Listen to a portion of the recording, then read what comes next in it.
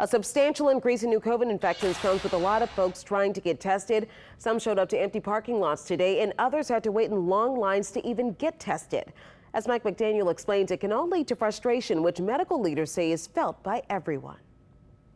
When Kyle Houston and D'Angela Jones showed up for COVID tests and vaccine boosters at UNO in New Orleans Monday, all they got was an empty parking lot. It looks like nothing. It looks like they left it behind. Because of the state holiday, COVID testing sites at UNO and Mahalia Jackson Theater were closed. Everyone was closed yesterday, which was expected since it was Sunday, but I was just looking to see, and nothing. After being exposed, both need a negative COVID test to return to work, leading to frustration. It's pretty much a bummer now because you got to find somewhere else to go. On Canal Street, a testing site they could go to, but would have to take a spot in a line that wrapped around the block. One person told us they waited 2.5 hours to get tested.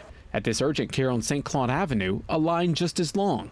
And at the corner of Orleans and Broad, a parking lot of folks all waiting to get tested. At the moment, everybody's sort of ramped up in terms of their testing, and they're testing multiple days. Dr. Julio Figueroa with LSU Health says advice from medical leaders to test before, during, and after an event is getting harder to do.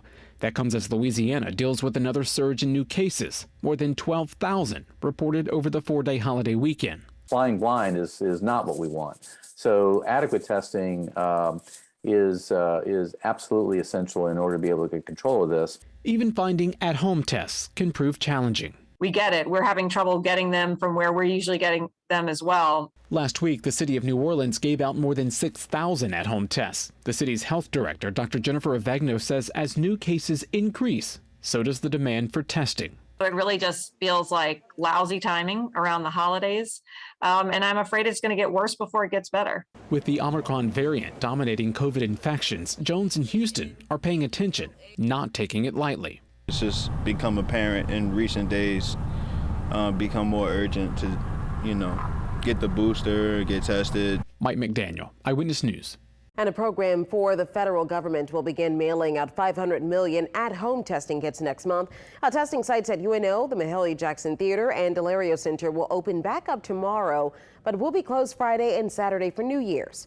Jefferson Parish is also opening 2 more testing sites tomorrow, one of them at the Johnny Bright Playground on Cleary and the Bonneville Boat Launch.